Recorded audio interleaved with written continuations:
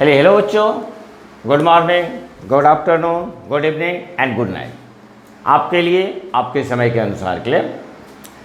तो चलिए कि सबसे पहले जब हम लोग शुरू करते हैं तो इलेक्ट्रोस्टैटिक्स का हम लोग बात किए थे पिछले क्लास में। कब आपका एक लास्ट टॉपिक बचा है जिसे हम लोग कहते हैं Van de Graaff generator. Van de Graaff generator तो 100% थ्योरेटिकल पार्ट है और जब भी पूछा जाता है तो जनरली ये 5 मार्क्स में ही पूछा जाता है। तो चलिए हम लोग शुरू करते हैं Van de Graaff generator. Van de Graaff generator. Clear? तो ये आपका हो गया वैन डी ग्राफ कि वैन डी ग्राफ जनरेटर।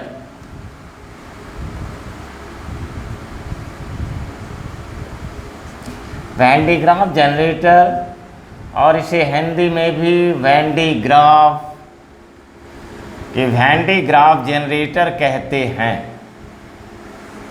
चलिए, तो ये क्या है? ये आपका एक डिवाइस है जिसका उपयोग बहुत ऊंचा वोल्टेज प्राप्त करने के लिए किया जाता है और इस इलेक्ट्रिक वोल्ट के कारण जो इलेक्ट्रिक फील्ड प्राप्त होता है उस इलेक्ट्रिक फील्ड का उपयोग चार्ज पार्टिकल को एक्सीलरेट करने के लिए किया जाता है। चार्ज पार्टिकल को एक्सीलरेट करने के लिए किया जाता है। क्लियर? तो चलिए हम लोग शुरू करते हैं कि it is a device, it is a device which is used, which is used to develop very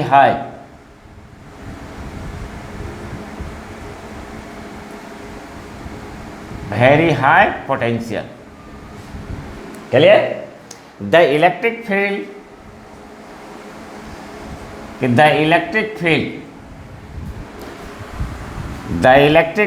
due to this voltage is used to accelerate charge particles.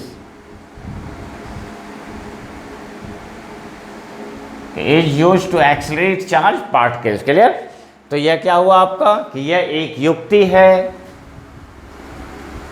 कि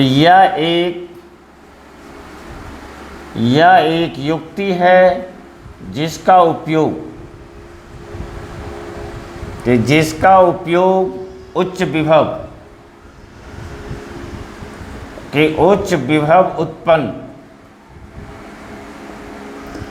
विभव उत्पन्न करने के लिए किया जाता है। इस वोल्टेज के द्वारा कि इस वोल्टेज के द्वारा उत्पन्न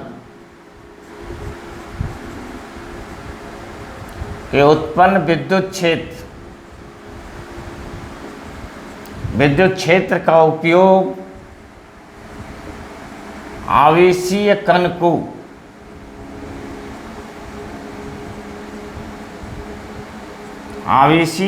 को त्वरित करने के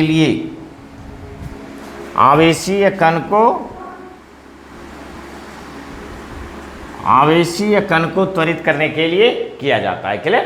तो बहुत सिंपल सा चीज़ है कि यह क्या है? यह एक डिवाइस है जिसका उपयोग हाई पोटेंशियल डेवलप करने के लिए करते हैं और उस हाई पोटेंशियल के कारण जो इलेक्ट्रिक फील्ड प्राप्त होता है उसका उपयोग चार्ज पार्टिकल को एक्सीलरेट करने के लिए किया जाता है। क्लियर? कि नाउ हम लोग देखते हैं कि अब ये किस तरीके से किस प्रिंसिपल पे वर्क करता है और इसका कंस्ट्रक्शन कैसा होता है। तो चलिए सबसे पहले हम लोग कंस्ट्रक्शन का बात करते हैं। तो यहाँ पर देखें, कहता है कि इसमें एक आपका हॉलो स्फीयर होता है कि इस तरीके से ये आपका एक हॉलो स्फीयर है। क्लियर? तो इसमें एक हॉलो स्फीयर होता है। चलिए हम इसको नाम दे दिए एस। और ये हॉलो स्फीयर, तो ये हॉलो स्फीयर आपका 2 इंसुलेटिंग स्टैंड पे खड़ा रहता है। तो इस तरीके से ये आपका हो गया इंसुलेटिंग स्टैंड। क्लियर? चलिए इसको बना दीजिए अच्छी तरीके से। क्लियर? ये आपका हुआ इंसुलेटिंग स्टैंड। तो 2 इंसुलेटिंग स्टैंड है क्लियर। और गौर से अगर फिगर बनाते देखेंगे, इसीलिए हमने पहले नहीं बनाया था कि आप लोग बनाते देखेंगे तो ज़्यादा आसानी से ये बनेगा। क्लियर। अब आप देखें तो कहता है कि ये आपका दो इंसुलेटिंग स्टैंड, चलिए मान लेते हैं ये C1 है, ये आपका C2 है, ये आपका सेंटर हुआ। क्लियर। स्फेयर का सेंटर, तो ये आपका सेंटर हुआ और इसके सेंटर में एक पुल्ली लगी होती है, तो ये आपका पुल्ली हो गया। चलिए जिसे हम लोग नेम दे देते हैं, तो ये पुल्ली क्या है, P1। और इसके दूसरे कि इसके निचले किनारे पर एक पुल्ली और जुड़ी होती है, तो ये आपका हो गया दूसरा पुल्ली। क्लियर। तो इस तरीके से यहाँ पर हम ये दूसरा पुल्ली बना देंगे, ये आपका दूसरा पुल्ली हो गया, ये पुल्ली हुआ आपको P2। क्लियर। दोनों पुल्ली आपका एक इंसुलेटिंग बेल्ट से जुड़ा रहता है। क्लियर। तो इस तरीके से दोनों पुल्ली आपका एक इंसुलेटिंग बेल्ट के द्वारा जुड़ा रहता है, तो ये आपका हो गया इंसुलेटिंग बेल्ट। क्लियर। और इस पुल्ली P2 को इलेक्ट्रिक मोटर से जोड़ देते हैं, इस पुल्ली P2 को इलेक्ट्रिक मोटर से जोड़ देते हैं। क्लियर। ना देखें यहाँ पर आपका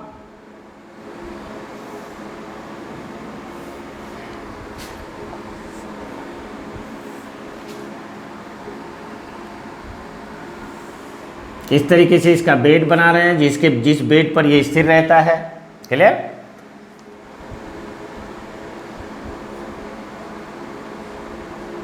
चलिए यहाँ पर ये नट बोल्ट आपका ज्वाइंट है। क्लियर। यहाँ पर एक आपका स्प्रे कॉम्ब लगा होता है, जिसके द्वारा हम लोग स्प्रे करते हैं, और इस तरीके से ये आपका इंसुलेटिंग बेल्ट के टच में रहता है। क्लियर।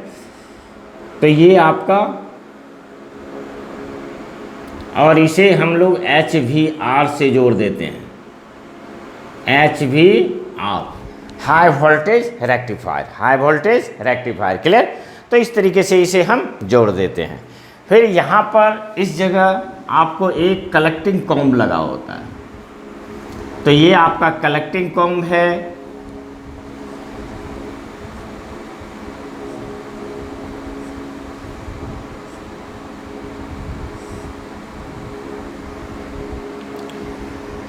अब चलिए थोड़ा सा हम लोग प्रिंसिपल के बारे में सोचते हैं कि ये किस प्रिंसिपल पे वर्क करता है।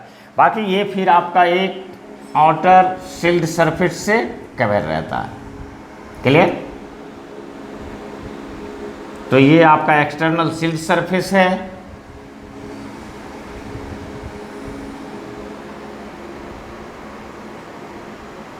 तो ये आपका एक्सटर्नल सील्ड सरफेस हुआ ना। आप देखें होता क्या है कि हम लोग क्या करते हैं कि इस HVR से हाई वोल्टेज सप्लाई करते हैं, around 10 to the power 4 volt, around 10 to the power 4 volt यहाँ से सप्लाई देते हैं।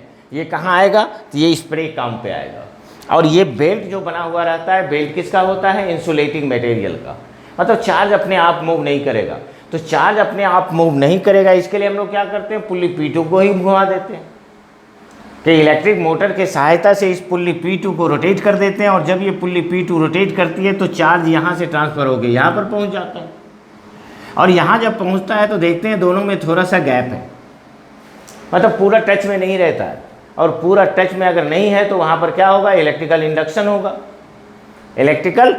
होगा। और इस इलेक्ट्रिकल इंडक्शन के कारण इस तरीके से यहाँ पर निगेटिव चार्ज इंड्यूस्ड हो जाएगा, मतलब इस इनर सरफेस पर ये आपका इस तरीके से निगेटिव चार्ज इंड्यूस्ड हो जाता है। Again due to electrical induction क्या होता है, again due to electrical induction इस हॉलो स्फेयर के बाहरी सतह पर ये आपका पॉजिटिव चार्ज इंड्यूस्ड हो जाता है। क्लियर। तो इस तरीके से यहाँ पर ये पॉजिटिव चार्ज इंड्यूस्ड हो जाता है, और इस प्रोसेस को तब तक रोटेट करते रहते हैं जब तक हमें रिक्वायर्ड वोल्टेज प्राप्त नहीं हो जाता है। तो रिक्वायर्ड वोल्टेज प्राप्त नहीं होगा, अगेन जाएगा, फिर वोल्टेज होगा प्राप्त होगा, अगेन जाएगा, फिर वोल्टेज प्राप्त होगा। और इस तरीके से यहाँ पर हम जितना वोल्टेज चाहें वहाँ पर उतना वोल्टेज हम डेवलप कर सकते हैं। तो it is when digraph generator. Clear. तो आप समझ ही गए होंगे कि अगर आपको एक लाइन में पूछा जाए कि ये किस प्रिंसिपल पे वर्क करता है, तो इलेक्ट्रिकल इंडक्शन के प्रिंसिपल पे काम करता है कि it works on the principle of, कि अगर यहाँ पर हम लिखें कि दिस इज प्रिंसिपल, कि ये किस प्रिंसिपल पे वर्क करता है, तो ये आपका हो जाएगा इट वर्क्स ऑन द, कि it's works on the principle of electrical induction, it works on the principle of electrical induction, कि यह विद्युतीय प्रेरण, कि यह विद्युतीय प्रेरण के सिद्धांत पर,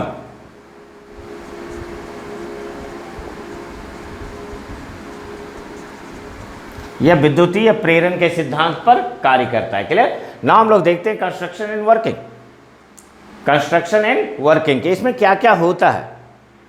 तो ना देखें यहां पर, चलिए कंस्ट्रक्शन, ये आपका कंस्ट्रक्शन हुआ। तो देखें सबसे पहले तो इसमें एक हॉलो स्फीयर एस होता है, कहता है इट कंसिस्ट ऑफ, कि it consist of A hollow sphere, hollow sphere,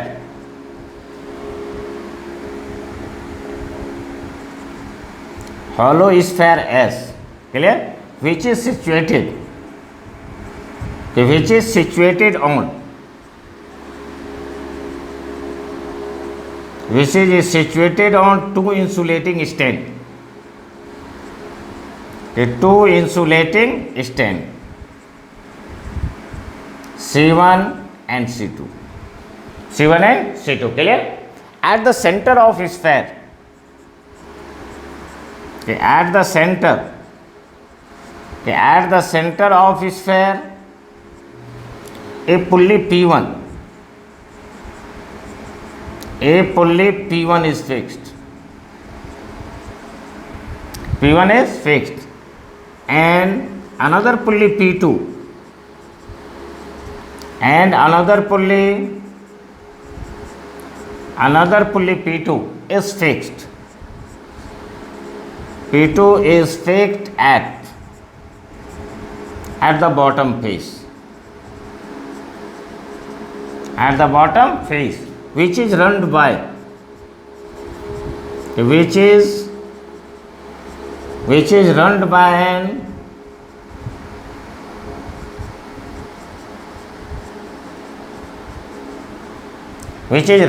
electric motor, जिसे इलेक्ट्रिक मोटर के द्वारा रन किया जाता है। क्लियर। इलेक्ट्रिक मोटर के द्वारा रन किया जाता है। ना देखें a spray comb, a spray comb S is fixed near P2 and a collecting comb, इसे हम लोग क्या कहते हैं, तो इसे collecting comb कहते हैं, and a collecting comb is fixed, is fixed near P1, near P1, clear। Spray comb, कि spray comb S is joined with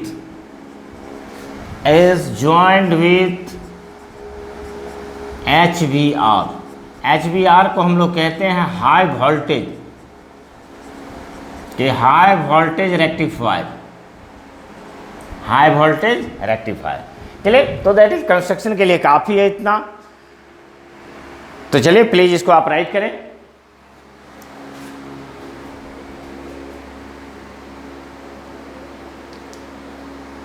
okay, complete. तो ये आपका हो गया कंस्ट्रक्शन। चलिए रब करते हैं इसको।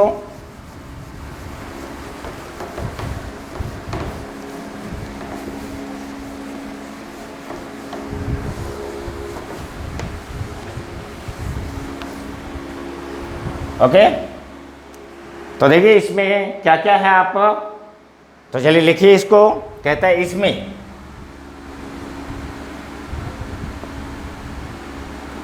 एक खोखला गोला, खोखला गोला एस होता है जो दो अचालक स्टैंड C1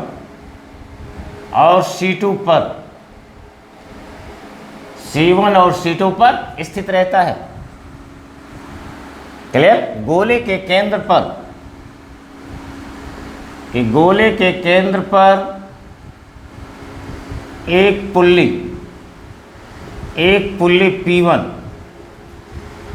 पुल्ली P1 लगी रहती है और दूसरी पुल्ली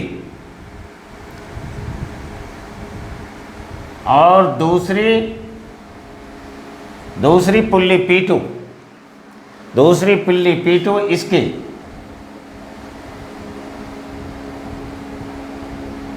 इसके निचले हिस्से पर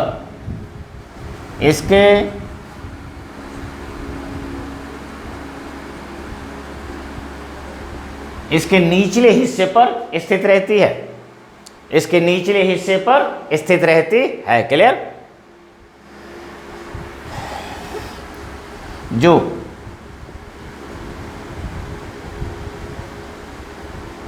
जो विद्युत मोटर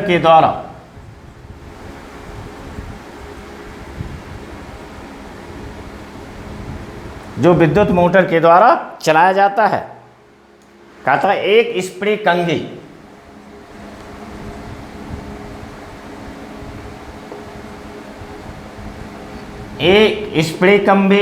कंघी एस पुल्ली P2 के पुल्ली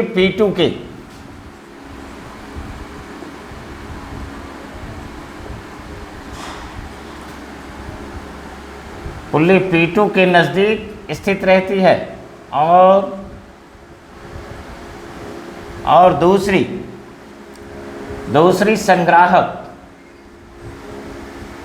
संग्राहक कंघी, तो इसे भी नाम दे दें सी, तो संग्राहक कंघी सी पुल्ली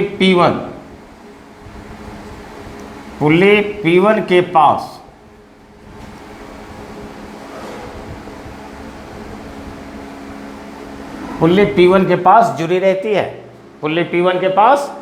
रहती है। क्लियर? दोनों कंघी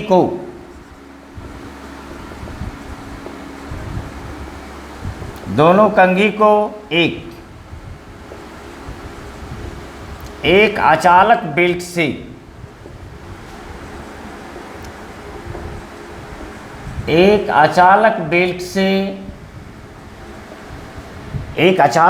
से जोड़ दिया जाता है।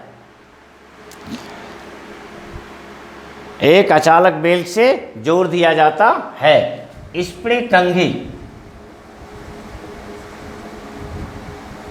कंघी पूर्ण वोल्टता HVR पूर्ण वोल्टता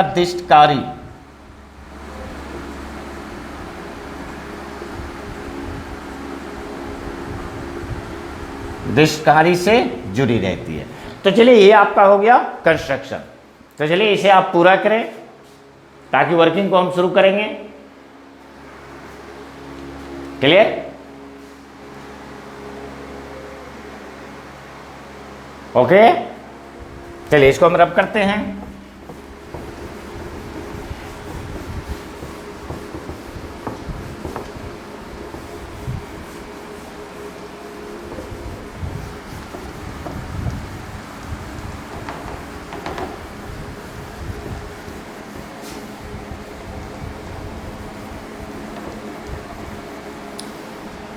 तो ये था आपका कंस्ट्रक्शन कि इसमें क्या क्या होता है। क्लियर? ना हम लोग देखते हैं वर्किंग कि ये किस तरीके से वर्क करता है। तो ना देखिए वर्किंग का मतलब हो गया कार्य प्रणाली। तो वर्किंग किस तरीके से ये वर्क करेगा। तो इसमें क्या होता है कि a very high voltage is supplied to spray comb through HVR, कि मतलब HVR से बहुत उच्च वोल्टता स्प्रे कंघी को सप्लाई किया जाता है। कहता ए very high voltage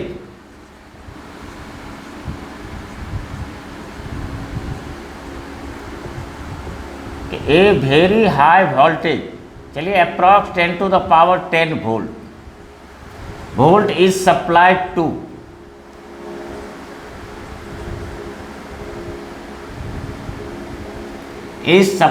to spray combs through HVR, क्लियर। तो यहां पर कहता है कि very high voltage is supplied to spray combs through HVR। कहता है द चार्ज इज कैरी, कि the electric charge is carried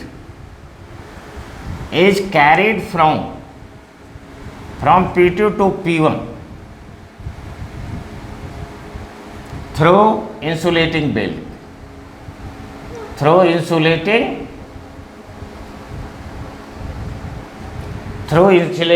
belt, clear, through insulating belt near P1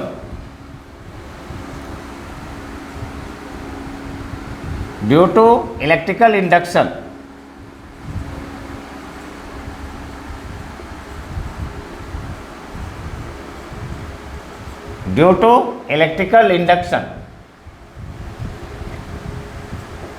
negative charge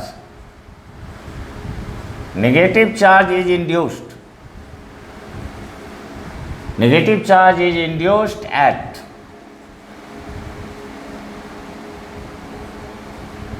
collecting comb near P1 again due to electrical induction,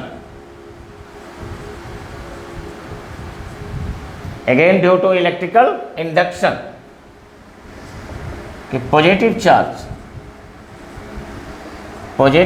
is induced, at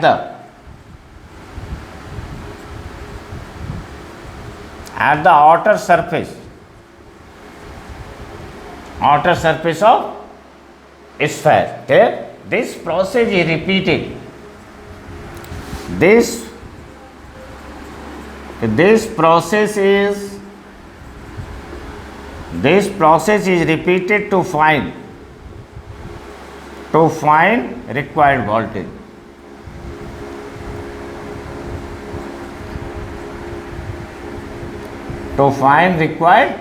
clear. तो इस process को हम repeat करते रहते हैं जब तक कि हमें रिक्वायर्ड वोल्टेज प्राप्त नहीं हो जाता है। तो ये आपका वर्किंग हुआ, क्लियर। तो वर्किंग में देखें क्या हुआ कि very high voltage is supplied to spray combs through HVR, मतलब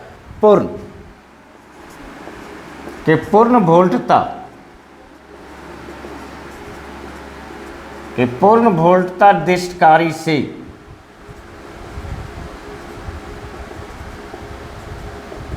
बहुत ऊंचा voltage 10 to the power 4 volt लगभग के बहुत ऊंचा वोल्टेज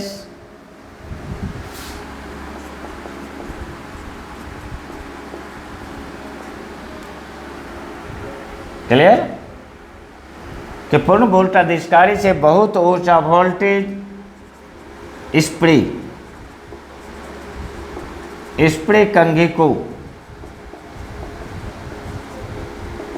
स्प्रे कंघी को सप्लाई किया जाता है। कहता है विद्युत आवेश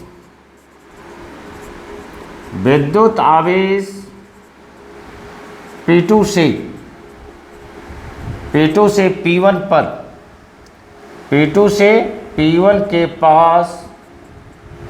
P1 के पास अचालक बेल्ट के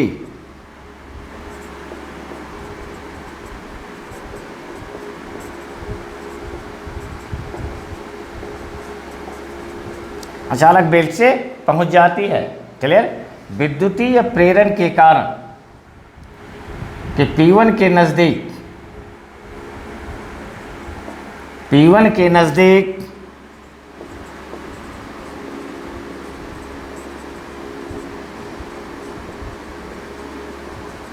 विद्युतीय प्रेरण के कारण संग्राहक कंघी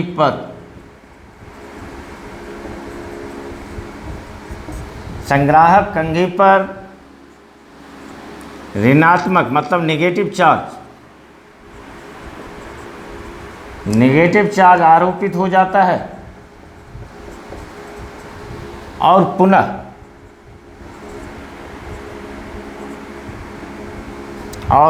विद्युतीय प्रेरण के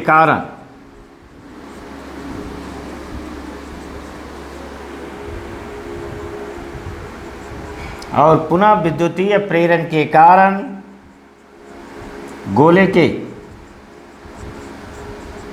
गोले के ऊपरी सतह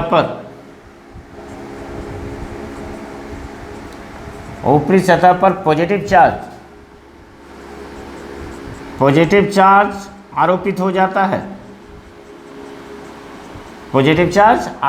जाता है। क्लियर? इच्छित वोल्टता प्राप्त करने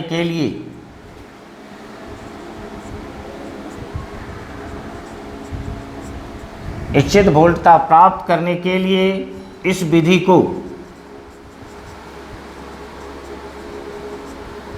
विधि को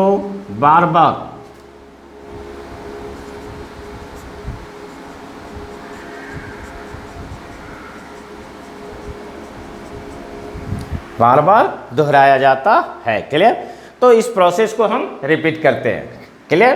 तो इस तरीके से आप वैन डी ग्राफ जनरेटर का आंसर लिख सकते हैं। तो चलिए सबसे पहले एक बार आप इसे लिख लें, फिर हम एक बार और डिस्कस करेंगे आपके सामने, ताकि आपके लिए अच्छी तरीके से इसको समझ जाएं। क्लियर? Okay, complete. तो चलिए देखिए हम शुरू करते हैं।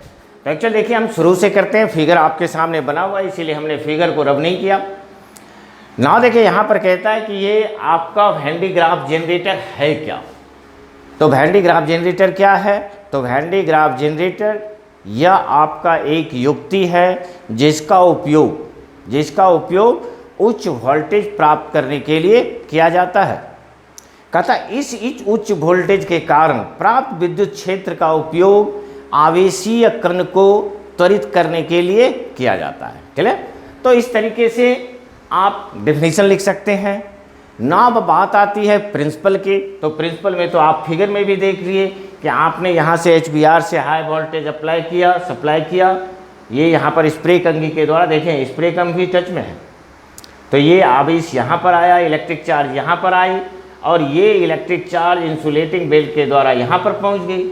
यहाँ पर दोनों के बीच गैप होता है, मतलब बेल्ट और कलेक्टिंग कॉम के बीच थोड़ा गैप बना होता है। उस गैप के कारण यहाँ पर इलेक्ट्रिकल इंडक्शन होता है, विद्युतीय प्रेरण होता है, और उस विद्युतीय प्रेरण के कारण यहाँ पर नेगेटिव चार्ज इंड्यूस हो जाता है, और पुनः इलेक्ट्रिकल इंडक्शन के कारण इसके आउटर सरफेस पर पॉजिटिव चार्ज इंड्यूस हो जाता है। क्लियर?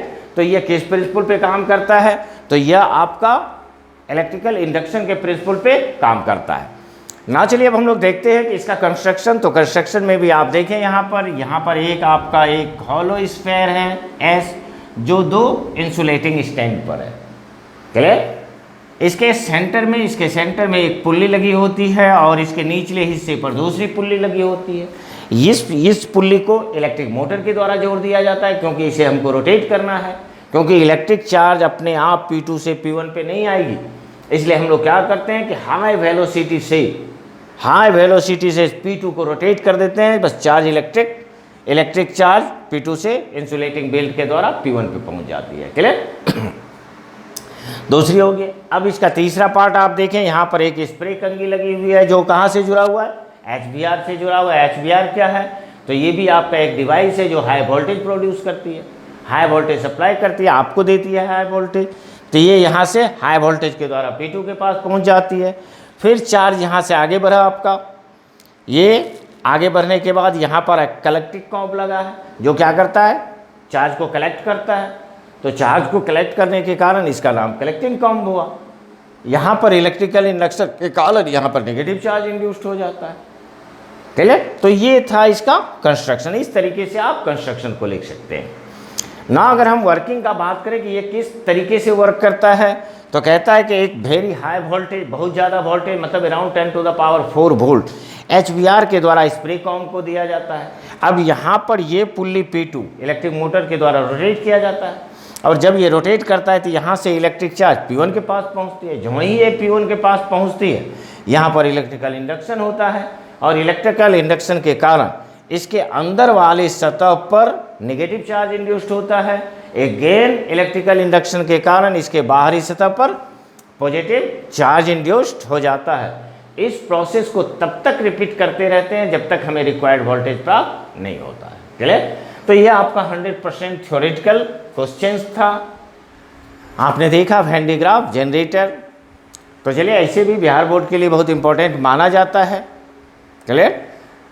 तो चलिए, इस चीज़ को अच्छी तरीके से पढ़ेंगे, और 2 से 3 बार जब आप पढ़ेंगे तो ये आपका अच्छी तरीके से बड़ी ईजिली तैयार हो जाएगा, बहुत ज़्यादा कष्ट इसमें नहीं होता है। और यहीं पर आपका इलेक्ट्रोस्टैटिक्स का दोनों टॉपिक, पहला topic electric charges and field, और दूसरा topic electrostatic potential and capacitance, दोनों आपका लास्ट होता है। अगर हम नेक्स्ट क्लास में मिलते हैं, तो नेक्स्ट क्लास में जब भी हम लोग मिलेंगे तो कोई न्यू टॉपिक लेके मिलेंगे।